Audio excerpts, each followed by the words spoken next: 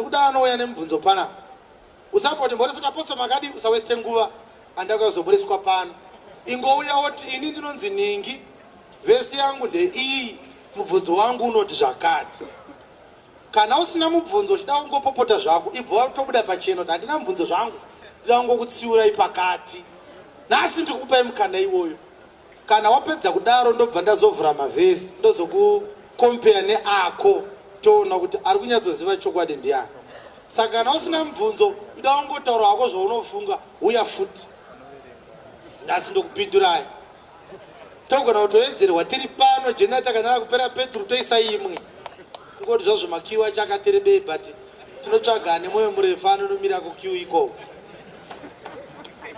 chirikuda kuti vhangeri rinzwisiswe ndipewo cheya ndigare kondorambidzirwe kugara saka bvunzai zvenyu baba mubvunzo wenyu regai nditore bhaibheri rangu. Okay, ndotwa Darius Chikengesha ndo zita rangu Darius Chikengesha. Mubvunzo wandinawo uri pamusoro pema ceremonial laws nemamoral laws zvikuru sei muchidzidzisa kuti moral laws akapera pamwe chete nemaceremonial laws. Saka ndoda kubvunza kuti vhesi riri pana Colossians iverengei wechipiri Colossians chapter 2 pavhesi ya 14 chakumbira zvikuru sei kuti muiverenge nechirungu muri ikoko nechirungu inobuda zvakanaka then tobva taiverenga. Iyi ndizvo ndiri kuda manje ndega kuti imi muuye nevhesi mobva maiverenga imimi. Okay, ini paya pandei ndichiverenga mavhesi paya paya ndeida kutodzidzisa. Colossians chapter 2 verse ya 14. Colossians chapter 2 verse ya 14 ndo pane mubvunzo tichiendera mberi nemubvunzo. Colossians chapter 2 verse ya 14 iverengei. Verengai imimi ndimi mune mubvunzo uye ndimi mune vhesi. Verengai mega vhesi ye Colossians chapter 2 verse ya 14 iri kuti you're blotting out the handwriting of ordinances that was against us, which was contrary to us, and took it out of the way, nailing it to the cross. Ndofunga kutanga pa verse ya 14. Saka tinoona zvekare pana Deuteronomy chapter 31 pa verse ya 26. Ndofunga ndo ndabvunza mubvunzo wangu. Deuteronomy chapter 31. verenga zvedu musanetseka. Okay, toda kuti mutange mapedza shungu dzenyu toda kuti maite ovhura mavhesi enyu. Deuteronomy kudayirai handidi kukuinterjectai. Deuteronomy chapter 31. Yes. Verse ya 26. Yes. Inotiyo verse 26. Take this book of law and put it in the side of the ark of the covenant of the Lord your God, that it may be there for a witness against thee. Saka pfungwa homberi kuburiswa panapa pane bhuku tichachera pamubvunzo pane bhuku rikuonekwa rine mutemo, then tikadzokera kumasheda nenguva taiona kuti pane mitemo iri mukati meark of the covenant. Saka Paul vari kunyanya kuona Colossians 2 verse ya 14 achiti these laws were nailed to the cross which were against us. Paul haasi kutaura here pamusoro pema-laws ari kuonekwa kuna Genesis kuna Deuteronomy chapter 31 verse 26 because ndo ari kunzi there shall be a witness against us. Paul vati kunoku they were a witness against us. Ndo pane mubvunzo wangu nomwe. Alright, maita henyu imi maita chinhu chakanaka nekuti nezuro ndakazopererwa nenguva ndakaenda papromise yekuti ndichavhurisa mavhesi anotaura kuti mirayiro haibvumidzwe kudivhaidwa kuti moral uku ceremonial uku. Ndiri kuona kuti pfungwa yami inayo pamavhurisa Deuteronomy 31 mune pfungwa yekuti pane bhuku yakanyorwa mutemo ndo amuri kuti maordinances kubva kwazoita ma10 commandments anga ari maareka anga akanyorwa pamahwendefa emabwe. Saka imimi kuti bhuku ndo rakarovererwa paKalvari mahwendefa akasara. Now maita zvakanaka maita zvakanaka zvandichaita ndichaverengesa mavhesi matatu imaverengesa inyu maviri ini chaverengesa matatu mavhesi aya ari matatu andichaverengesa achada kuti ataure chinhu chimwe chete chinoti icho mirayiro yechipiwa naMwari kuna Israeri aina kumbopatsanurwa ichinzi iyi ndiyo mitemo yakakosha kudarika iyi inogona kuiswa pasaidi imwe ichiteedzerwa. Kunyange zvazvo pamubvunzo wamabvunza imi musina kupindurawo wandanga ndambobvunza ini, wandakabvunza murume ane matauriro akafanami nawo watave tinaine zuro, kuti isu tiratidzei pakapatsanurwa murayiro pachinzi aya ndiwo maceremonial laws, aya ndiwo mamoral laws. Handiti mavhesi aya amavhurisa ari maviri haasi kumbotaura nhau yemazuva aya ari maviri, ceremonial kana kuti moral number 1. Number 2, mungagone kuti hamusi kuita here an argument of semantics. We don't really need to hear the word moral kana kuti ceremonial. We just need to understand the technicality in the dichotomy in these two groups of laws. But ndichada kuti munzwisise kuti Mwari achipa murayiro akataura kuti murayiro uchipiwa kuna Moses hauna kumbobvira wakanzi une mipanda miviri. Ini ndiri kutaura mazwaya, ndichakupai mavhesi anoburitsa mazwaya pachena, asingade kuti ini kana ndaaverengesa ndozotsanangura, anotato zvinobuda pachena kuti murayiro wese unoteedzerwa wese, ukangotyora 1 watyora yese. Asi ndikakupai matatu zvimwe nguva nenda akukanganisirayi, regai ndikupei 5. Ndikakupai 5 ka munofunga kuti mune maakuzarawo makasimba. Saka vhesi yekutanga iDeuteronomy 4 kubva pavhesi 1. Deuteronomy chapter 4 kubva pavhesi 1. Saka ndichada kuti ndiverengere chirungu sezvamaita, tirege kuzosara tiine an argument of translation. Now therefore hearken, O Israel, unto the statutes and unto the judgments which I teach you, for to do them, that you may live, and go in and possess the land which the Lord God of your fathers giveth you. You shall not add unto the word which I command you, neither shall you diminish aught from it, that you may keep the commandments of the Lord your God, which I command you. Ndinonyanyoda baba bhuku iyi nekuti inobatanidza mazwaya ese ari matatu, but achiburitsa kuti chinhu chimwe chete. Panobuda izwi rekuti statutes, pobuda izwi rekuti judgments, pobuda izwi rekuti commandments. Asi ese ari matatu ari kunzi, you shall not add unto them, neither shall you subtract anything out of them, that you may keep the commandments of the Lord your God, which I command you. Kureva kuti murayiro wapiwa wakwana, Mwari akazenga akurambidza kuwedzerwa kwawo kana kutapudzwa kwawo. Imi mukangoti bedzi aya maceremonial, aya mamoral, maceremonial akapera, mamoral akazara, munobatwa manje nevhesi iyoyi, matapudza maceremonial mukasara nemamoral. Ndo zvacho zvairambidzwa Israeli. Ndati ndichakupai mashanu. Saka iyi ndeyekutanga.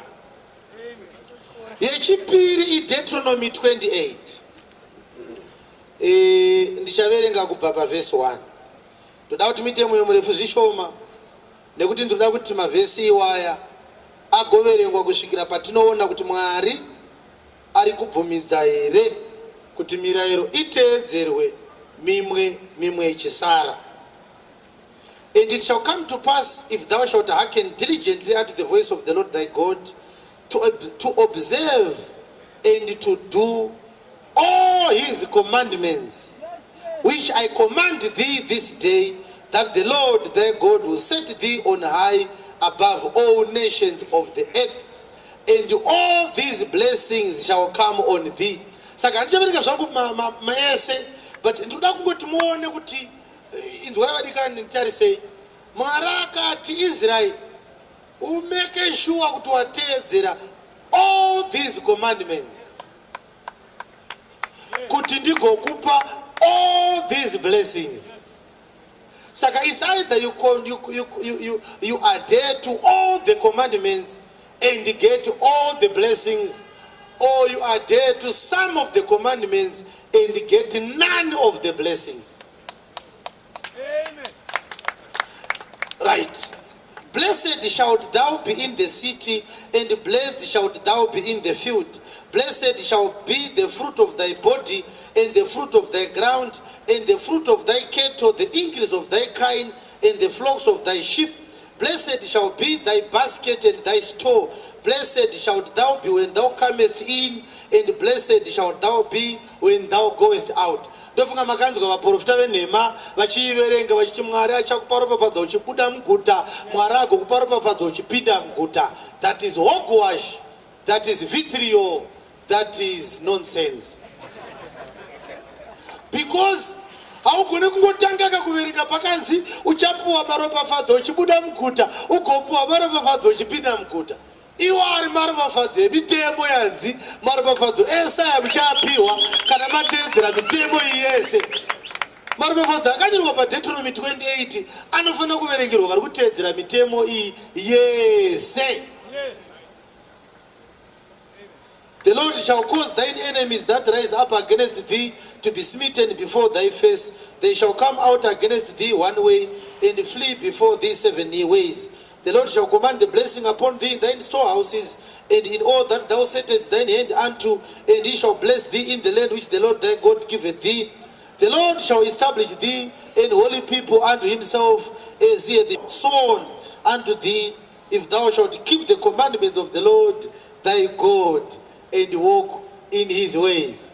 Saka mubereka ari kuti mwana wake ndichakupa ice cream kana wadiridza muriwo. Haagone kuuya woti handina kuzodiridza muriwo, ndangozodiridza mbichana ndakupedza, ndipei ice cream. Murayiro uri kuti unowana ice cream kana wadiridza muriwo wese. Right. And all the people of the earth shall see that thou art called by the name of the Lord, and they shall be afraid of thee. And the Lord shall make thee plenteous in goods, in the fruit of thy body, and in the fruit of thy cattle, and in the fruit of thy ground, in the land which the Lord sware unto thy fathers to give thee. Chinzwa imanje pa verse 15. But it shall come to pass, if thou wilt not hear unto the voice of the Lord thy God, to observe and to do all his commandments and his statutes which I command thee this day, that all these curses shall come upon thee and overtake thee. Cursed shalt thou be in the city, and cursed shalt thou be in the field. Cursed shalt thou be thy basket and thy store. Cursed shall be the fruit of thy body, and the fruit of thy land, and the increase of thy kine, and the flocks of thy sheep. Saka Mwari akabvat ukasateedzera mitemo yese, you are cursed. Wakatukwa uchipinda muguta, wakatukwa uchibuda muguta. Mombe dzako dzakatukwa, muviri wako wakatukwa, dura rako rakatukwa, vana vako vakatukwa, mombe dzakatukwa. Indava zvikanzi nekuti hauna kuita mitemo iyi yese. Mwari haana kuti hauna kuita mitemo iyi ine gumi, akati yese. Mavhesi mashanu handei kune echitatu, Dichotomy 27. Saka tisataverenga vhesi yacho, verenga vhesi 14 imi uri kuverenga reshona. Tangira henyu pavhesi 11 kusvika pa14. Mozisi akarayira vanhu nomusuyo akati ndivo vanofanira kundomira pamusoro pegomo reGerizimu kuti varopafadze vanhu. kana mayambuka Jorodhani, Simeon na Levi na Juda na Isakari na Josefa na Benjamini. Verse 13. Uye ndiwe vanofanira kundomira pagomo reEbhari kuti vavatuke. Saka vairopafadza ndi Simeon na Levi na Juda na Isaka na Joseph na Benji vava vari paMount Gerizim. KuMount Ebhari kwakuine vamwe 6 vaituka. Saka mune muri pakati vanoropafadza vari kugomo reGerizim, vanotuka vari kugomo reEbhari. Yes. Ruben na Gadi na Asheri na Zebhuruni na Dhani na Naftari. Ava ndo vanotuka ava, Rubi na Gadi na Asha na Zebhuluni na Dhani na Naftali. Verse 14. Zvino vaLevhi vanofanira kupindura vachiti kuvarume vose vaIsraeri nenzwi guru. VaLevhi vaitaura nezwi guru kuvanhu vese vaIsraeri. Chibva indai paverse 15. Ngaatukwe munhu unoita mufananidzo wakavezwa. Now inzwa imi ndimataura nawo emamoral laws nemaceremonial laws. Ndaida kujamba mamavhesi but toda kuti averengezi. VaLevhi ndo vainge vakamira vachideedzera. 6 vari kugomo reGerizim vachiropafadza, 6 vari kugomo reEbhari vachituka. Ati makanzwa zvichinzi hakuna Mwari anotuma munhu kuti atuke munhu uyo. Zvikanzi mirai muri 6 muchituka, pamwe pana asina kuinzwa. Idzokorodzei imi munhu waMwari. Paverse 13. Uye ndiwe vanofanira kundomira pagomo reEbhari. Ava ndo vanofanira kumira pagomo reEbhari kuti vavatuke. Kuti vatuke vaIsraeri. Ruben na Gadi. Rubeni ngaatuke, Gadi ngaatuke. Na Asheri. Asha tuka. Na Zebhuluni. Zebhuluni tuka. Na Dhani na Naftali. Dhani na Naftali tuka isterek. Makamira pamberi paMwari. Vakatumwa vari 6 kuti vatuke Israeri. Zvechida muchibhoverengawo magwaro sati matanga naro. Funzara pasati pakuti wachinzwa here chivhesi chacho chakatuma 6 kuti vatuke. Uza mukatukwa ne1 ipo pachitukwa ne6 itotendai Mwari ko vakazoita 6. Apa vhesi chete unosei iwewe. Saka vaLevhi vakazoita sei pa 14. Zvino vaLevhi vanofanira kupindura vachiti kuvarume vose vaIsraeri nenzwi guru. Vanodeedzera vaLevhi. Inzwai vaLevhi vanoti kudii? Ngaatukwe munhu unoita mufananidzo wakavezwa. Anogadzira mufananidzo wakavezwa ngaatukwe. Ipapa apa ndachida kuti imi munoverenga magwaro mubva maziva kuti pari kunzi anogadzira mufananidzo wakavezwa ngaatukwe. Exodus 20 verse 1 to 4. Ndo yakatanga mutemo wokutanga, usagadzira vamwari vakafanana nezviri kudenga zviri panyika kana zviri mumvura. Saka pari kunzi ngavatukwe, akamira muma10 commandments achituka Levi. Yes. Ngaatukwe munhu unoita mufananidzo wakavezwa kana wakaumbwa unonyangadza Ishe, riri basa ramaoko emhizha achiumisa pakavanda. Zvino vanhu vose vanofanira kupindura vachiti amen. Ngatichidayira iwo kati tisi vanhu vese nazi. Saka kana zvanzi ngaatukwe anogadzira chimufananidzo, vanhu vese vanofanira kuti chii? Amen. Kureva kuti vanhu vaitukwa vachiti kudii? Amen. Verse 16. Ngaatukwe munhu unozvidza baba vake kana mai vake. Zvino mirai pedzesai ipapo. Zvino vanhu vose vanofanira kudayira kuti amen. Saka pana asingazvizive roti honor thy father and mother iri part of the 10 commandments. Tozviziva handiti? Anotuka baba wake namai vake ngaite sei zvake? Vanhu vese vanodayira vachiti kudii? Amen. Amen. Verse 17. Ngaatukwe munhu unoshanura muganho wehama yake. Zvino vanhu vose vanofanira kudayira kuti amen. Right. Saka apa ndo pandokubatai papa. Imi mati mutemo yakapatsanurwa. Makesi maviri ari pa Dichotomy 27 verse 16 and 17. They are part of the 10 commandments. But case number 3 yekuti anobvisa mugano achipinda mumunda memuvakidzani wake ngaatukwe. Haisi part of the 10 commandments. No, haisi. Iri paLeviticus 19 verse 14. Iri kuya kwa mchiti maseremoni ya kuya. Ndo kwa iri law yekuti mtema mugano uite sei aufumi wakangochinja waya yeyadi watopinda kumugano wemuvakidzani wako. Vereka usashandura mugano yokwako yakatarwa nevekare panhaka yako yauchazopiwa panyika yaunopiwa naIshe Mwari wako kuti ive yako. Tazvinzwa here naye vadikani? Tanga tichiverenga Dichotomy chapter 19 verse 14. Toda kuti tiite correction iyoyo haisi Exodus. Dichotomy chapter 19 verse 14. Iverengei futi. Usashandura mugano yokwako, usachinja mugano wemuvakidzani wako yakatarwa nevekare, migano yakaiswa nevekudhara panhaka yako yauchazopiwa panyika yaunopiwa naIshe Mwari wako kuti saka ive yako. Israeri anga achida kunzi agozopiwa minda kana asvika kuKenani. Mutemo wobva wati kana wazopiwa munda usachinje chimugano. Murume uyo ari kuti mutemo yakadivhaidwa. Ini ndiri kuverenga mavhesi anoprova kuti mutemo haina kuita sei, haina kudivhaidwa. Saka mutemo wekutanga kana kuti chituko chekutanga ngaatukwe anogadzira chivezwa kuti achinamate.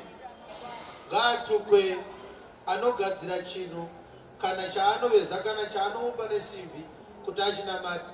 Vanhu vese ngavati amen. Zvichida murume uyo anogona kuti aiwa koma zviziva sei kuti mutemo uyu uri pakati pemutemo ine gono. Endai paExodus 20 verse 3.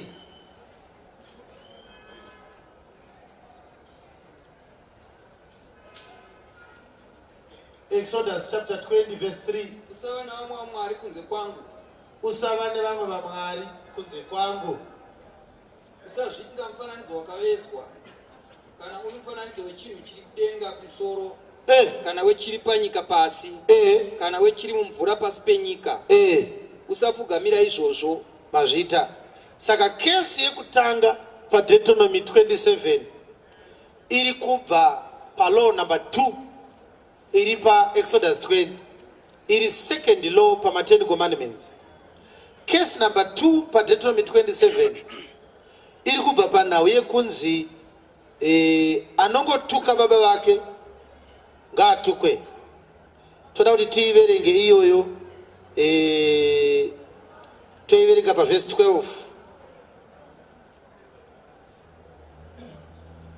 Yes. Kudza baba vako namai vako kuti mazuva ako ave mazhinji panyika yavanopiwa naIshe Mwari wako. Saka mutemo wekuti honor thy father and mother mutemo wechi5 pama10 commandments. But pamakesi ari kupiwa kuna Israeli mutemo wakusimbiswa icase number 2. Achikora commandment number 5 pama10 commandments anowana case number 2. Tabva tazoverenga Dichotomy 19 verse 14 yati usachinja mugano wemuvakidzani wako. Tobva taenda paDichotomy 27 verse number 17 yati kudi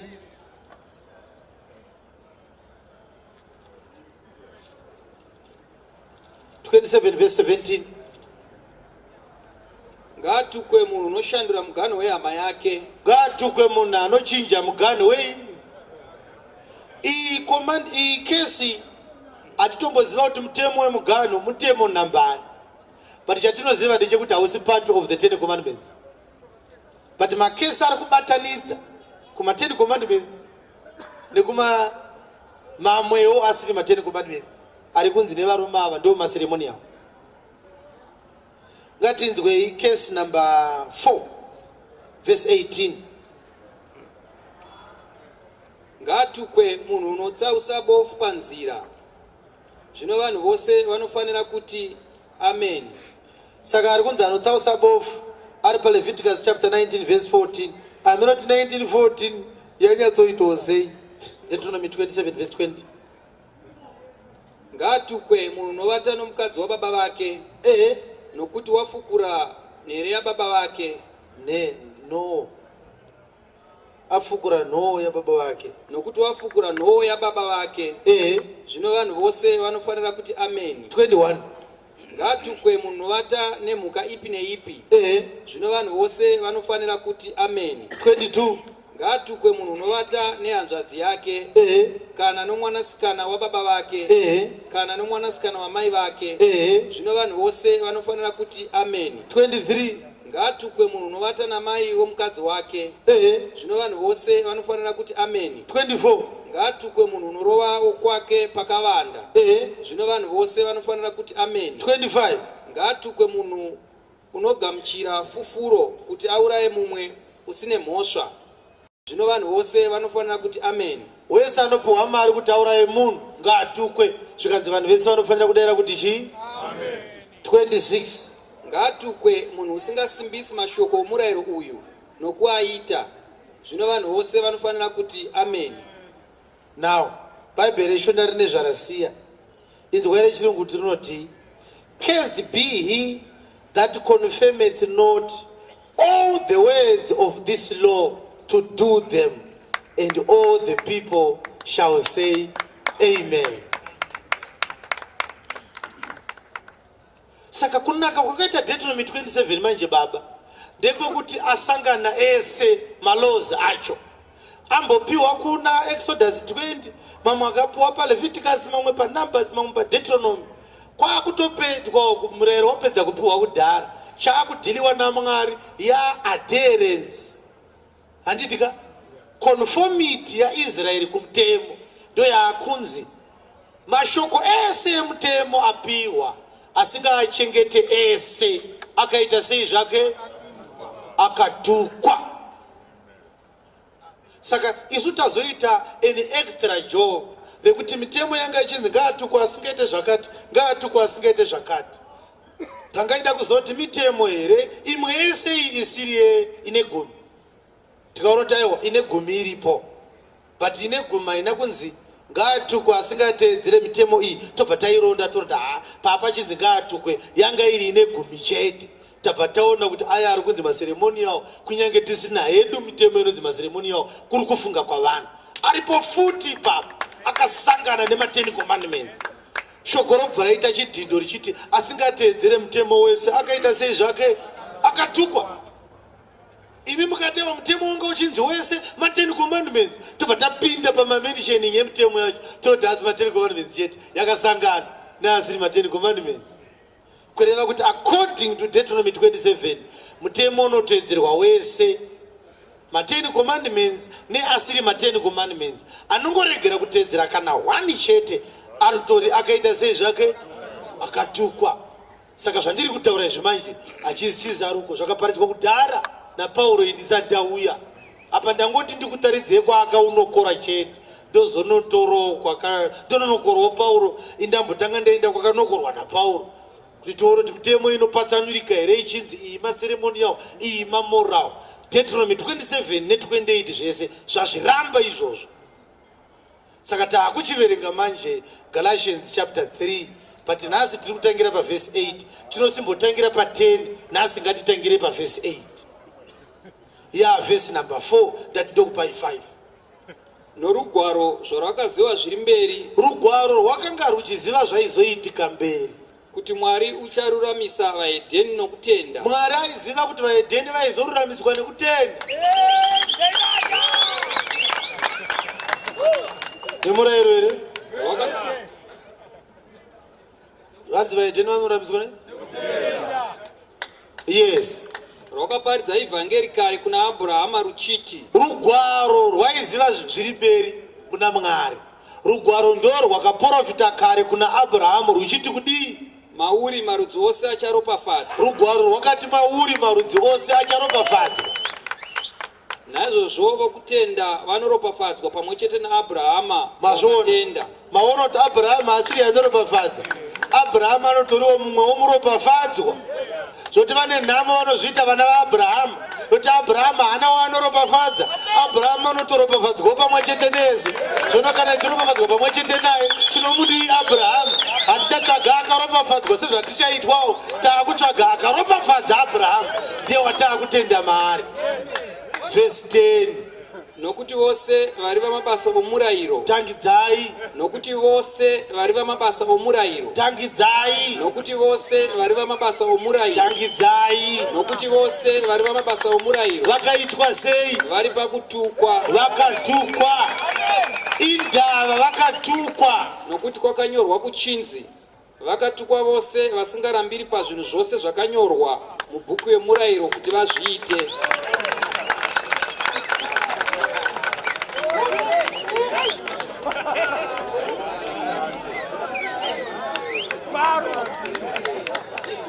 Mirai koma ini ndoda kuti ndikuchallenge nekuti mavhurisa Dichotomy 31 kana muchiri kuzvirangarira imi mboverenga verse 10 imi ndivachallenge nokuti varatidza kuti confusion yavainayo iri kubva papi. Murume uyu ati bhuku yakanga iri pasaidi neareka iri paDichotomy 31 yanga ine maceremonial laws. Ndozvaataura murume uyu kana ndichinyepa anodaira kuti handina kumbodaro. Murume uyu ati ma10 commandments akanyorwa pamahwendefa emabwe. Saka Colossians yati akadzima rugwaro. Saka murume uyu ari kuti rugwaro ruri kurehwa manje. Ibhuku rakanyorwa maceremonial. Ma10 commandments akaita sei zvake akazara. Ndozvaataura. Ndinoda kuti mumpe mike kana zvandataura zvisizvo zvaataura obva ati handaombodaro. Ndizvo here zvamataura baba? Ndizvo munhu. Good, mbotombererei maoko. Ndoteerera munhu kana achitaura. Zvakakosha izvozvo. Haungaite ukuro nemunhu usingamuteereri. Andozvataura. Ati bhuku iyi yakanyorwa maceremonial laws. Ndiyo yakaita sezvayo yakabviswa. Right, ndozvaataura. Saka chakasara ma10 commandments ndozvaataura.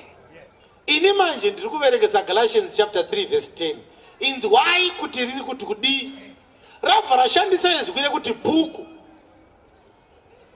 raabata iye murume uyu paColossians paDichotomy 31. Verengai verse 10 Galatians 3. Nokuti vose vari vamabasa omurayiro vese vari vemabasa emurayiro vari pakutukwa vakatukwa indawa wati vakatukwa nokuti kwakanyorwa kuchinzi kudii vakatukwa vose vasingarambiri pazvinhu zvose zvakanyorwa mubhuku yomurayiro kuti vazviite.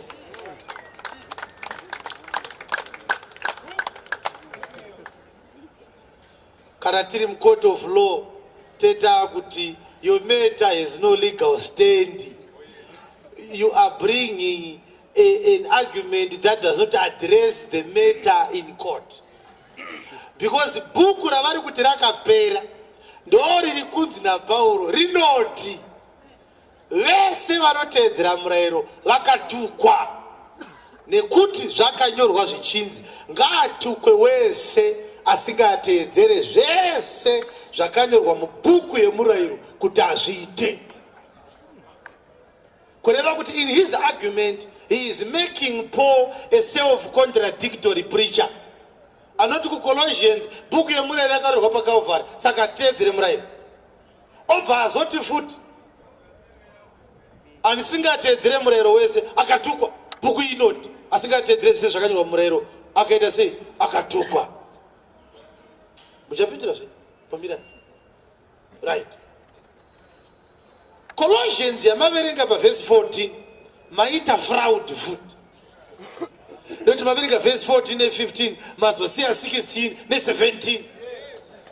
Noti 16 ne17 ndio inobva yataura kuti painzi bhuku kana kuti painzi gwaro pairehwa here maceremonial laws kana kuti paitaurwa bhuku yemurayiro inonzi Torah kana ichizivikanwa naIsrael. Because imi maita assumption paDichotomy 31 mukati bhuku rairehwa ibhuku rakanyorwa maceremonial laws rakaiswa pasaiti neareka because ma10 commandments anga ari mukati. Iyi assumption yamaita dairai apei mike sandizvo munhu waMwari muri kuti tiri kuti Colossians iri kuti this book was against us. yes ndozvo riri kutaura ibhuku ripi ndora takuona kuna Dichotomy 31 harisiriro manje inzwai harisiriro manje riri kutaurwa paGalatians chapter 3 verse 10 pachapter 3 verse 10 hapasi kutaurwa ramuri kutaura imi riri pasaidi peareka inzwai mirai imbomirai kuti anaro dai ranga riro riri kurehwa rikadai risina kuzokota Dichotomy chapter 27 verse 26 because Paul paataura Galatians chapter 3 abva nekuti kwakanyorwa kuchinzi ngaatukwe wese asingatevere zvese zvakanyorwa mubhuku yemurayiro kuti aite koti yaanga achiita yaari kwakanyorwa kuchinzi taiverenga wani muri kukanganwa papi hatina kuverenga here Dichotomy chapter 27 verse 26 saka munotaura sei muchiti bhuku riri kurehwa ibhuku rine maceremonial laws riri pasaidi neareka iye Paul achikota Dichotomy chapter 27 verse 26 because paDichotomy chapter 27 verse 26 ari kukompela mirero yese ndosaka taivereka tichidzi ngaatukwe anoita zvakati ngaatukwe anoita zvakati ngaatukwe anoita zvakati pazvese zvanga vichinzi ngaatukwe anoita pane ma10 commandments nemumwe mitemo yese saka muri kurasika papi bhuku riri kukotwa naPauro riri kukota bhuku rakabatanidza mirero yese iri miviri vapei vadairi titenderewo nditaurawo munhu waMwari aiwa ndinoda kuti inzwaika argument inofanira kuita direction ibopindurai kuti zvandataura manzwa here ndati kudii mataura pamusoro pebhuku yemurayiro yatirikubva kuti yakafanana bhuku yakotwa naPauro nerikotwa naDichotomy ndokwati kwamuri kubva muri asi zvandataura hamusi kuteerera andiri kuteerera imo aiwa hamusi ini ndataura vanhu zvamataura ndikati ndizvo here kuti muconfirm kuti zvandataura ndizvo here zvamataura imi kuti imi mugoona kuti ndiri kuteerera here kana muchiita nharo dzinotori nharo dzatikuita kaidzi tikuita nharo iargument imi mukuti ma10 commandments akasara ini ndikuti akapera ndozvinotoreva nharo nharo zvinongoreva kusawirirana saka tikuteta nharo saranga aiwa imi hamugona kundidzidzisa inzwai iwa inharo idzodzi dzamaa kuita dzinotori nharo futi ini ndiri kuti tiri kuita nharo imi kuti handisi kuita nharo dzinotori nharo futi idzodzi saka hamutoziva kuti nharo chii izvoti nharo rinongoreva kuti chii kusawirirana daita tiri kuwirirana matobva pamaiki kudhara saka tiri kutoita nharo ini dambudziko rangu nemi rava rekuti hamusi kuteerera zvandiri kutaura mirai ndipedze pandakubvunzai kuti zvandataura kuti ndo zvamataura ndizvo here ndakupai mukana wekuti mudaire ini ndakubvunzai kuti ndati kudii pandavhurisa mavhesi esa zvamataura kuti ndataura handizvo zvandataura imi mati bhuku riri kunzi rakarerwa pamuchinjikwa naPauro paColossians chapter 2 ibhuku ranga riri pasaidi peareka ranga rakanyorwa mimwe mitemo yese kunze kwemitemo ine 10 mitemo ine 10 yanga isiri pasaidi yanga iri mukati pamahwendefa emabwe iyi ndokubva ndati matauriri iwayo ari wrong because Dichotomy 31 yamataura imimi haina kutaura kuti bhuku riri kurehwa nderipi tazoenda paDichotomy 27 paDichotomy 27 pachitukwa Israeri pamusoro pekusateedzera mutemo kwacho pataurwa pamusoro pekuti anenge asina kuteedzera ma10 commandments akatukwa tobva tasempla 2 mitemo yanga iri pama10 commandments tasempla mutemo wekunamata zvifananidzo tikasempla mutemo wekukudza baba naamai tikaona kuti mitemo iyi iri pama10 commandments tobva tazosempla mimwe mitemo isiri pama10 commandments tobva tazosvika pavhesi 26 pari kunzi naPauro pari kunzi naMozisi achinyora Dichotomy 27 verse 26 ngaatukwe asingateedzere zvese zvakanyorwa mubhuku yemashoko ese emurayiro kuti azviite ndikubva taona kuti nekuda kwevhesi iyoyo Mozisi haana kupatsanura mutemo sezvamuri kuita imi tapedza kudaro ndobva taenda paGalatians chapter 3 verse 10 ndobva taona Pauro achiti vese vanoteedzera murayiro vakatukwa rechirungu rinoti for cursed is everyone that continues not in all the things that are written in the law to do them. Vanoteedzera murayiro vakatukwa. Haana kushandisa izwi rekuti ceremonial, haana kushandisa word rekuti moral, haana kushandisa izwi rekuti judgment, haana kushandisa izwi rekuti commandment kana rekuti statute, akashandisa izwi rekuti law. Handiti ndokubva ati nekuti kwakanyorwa kuchinzi ndobva taenda kuti tinotsvaga kuti paari kwakanyorwa kuchinzi nekupi ndobva tanoona kuti anga achitora paDichotomy 27 verse 26. nharo dzamuri kuita imi dziri kuzvicontradicta nekuti Pauro amuri kukota paColossians chapter 2 muchiti bhuku rikunzi rakarorwa pamuchinjikwa ibhuku rine mimwe mitemo yese kuchisara ma10 commandments. Hazvisi kurehwa bhuku iroro imi maita assumption yekuti bhuku riri kurehwa riri paDichotomy chapter 31. Ini ndokubva ndakuverengera Galatians chapter 3 ndikakuratidzai kuti no, pari kunzi bhuku naPauro haasi kutaura bhuku ranga riri pasaidi peareka, nekuti bhuku ranga riri pasaidi peareka neareka yacho nemahwendefa emabwe anga ari muareka, zvese izvi zvakatsakatika. Hapana chakanga chiripo mazuva akarorerwa Jesu pamuchinjikwa.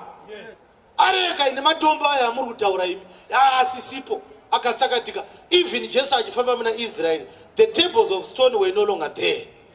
Izvo zvimukadzokera kuIsraeri mukati tiratidzei hwendefa rakapuwa Moses, havana. Bhuku rakutaurwa kunzi bhuku rakanyorwa murayiro wese kuti riteedzerwe harisisiri bhuku ranga riri pasaidi peareka, because bhuku iroro neareka yacho nematombo acho hapana chichiripo. Bhuku riri kutaurwa naPauro ibhuku rine mitemo 5, rina Dichotomy naExodus naNumbers naLeviticus naDichotomy naGenesis, ndo riri kunzi bhuku remutemo naPauro. Imi pandati maita fraud maverenga verse 14 yaColossians hamuna kusvika kuverse 16 ne17, noti maamuchiziva kuti mukasvika ku16 ne17 sabata ramuri kutaura kuti munobata rakabatwa richitonzi riri part of bhuku rakarerwa pamuchinjikwa. Zvoti dai makaverenga verse 15 ne16 ne17 musina kuzoita conclusion yekuti mumwe mutemo yese yakaroverwa asi ma10 commandments akasara. Ngaichiverengwa yese Colossians chapter 2 verse 13 kusvikira pa17 takaiverenga nezuro. Inobva yatobuda pachena kuti bhuku riri kurehwa ibhuku rakanyorwa mitemo yese. Verenga itinzwe. Nemi imi makanga makafa pakudarika kwenyu napakusadzingiswa kwenyama yenyu, wakakupai upenyu pamwe chete naye. Jesu akakupai upenyu pamwe chete naye, akatikanganwira kudarika kwedu kwose. Jesu ndiye akatiregerera zvitadzo zvedu, akadzima rugwaro rwakanga ruchirwa nesu, akadzima gwaro raipesana nesu pazvirevo zvarwo, pakutaura kwaro gwaro iroro. Ivo vari kuti gwaro iri rine mimwe mitemo yese kusara kwechi ma10 commandments. Achisi chokwadi icho, inhema dzavari kutaura. Saka ivo vagumira apa, indira kuti tipfuurire mberi muzoona kuti chii chasaka vagumire ipa pa ruchipesana nesu. Gwaro iri raipesana nesu, akarubvisa irwo pakati pedu, akarubvisa pakati pedu, akarurovera pamuchinjikwa, akaruroverera pamuchinjikwa, akaparadza vabati namasimba, ndokubva aruroverera ndobva akunda Satani nemadhimoni ake, akavabudisa pachena akavakunda mauri. Saka zvazvakakundwa gwaro iri zvarakarovererwa, saka naizvozvo saka munhu ngaarege kuvapo, saka munhu ngaarege kuvapo unokutongai pazvokudya, zvokudya iLeviticus 12 kana zvokunwa Leviticus 11 kana nokuda kwomusi womutambo, mutambo iExodus 30 kana pakugara kwomwedzi, yes, kana pasabata. Exodus 20 ma10 commandments abva abata. Sabata rabva rabatwawo, sabata riya riri pama10 commandments riyari rabva rabatwawo, rabva rabatanidzwa futi naLeviticus 11. Zvekudya, mitambo, kugara kwemwedzi, sabata, munyori abva abatanidza futi mitemo iyaya yamba mbenge ichiti yakapatsanirwa iyaya yabatanidzwa futi. Sabata riri part of the 10 commandments. Kosei wati hatitongwe nezvazvo zvinhu izvi. Izvi mumvuri wezvichauya, asi muviri ndowaKristu.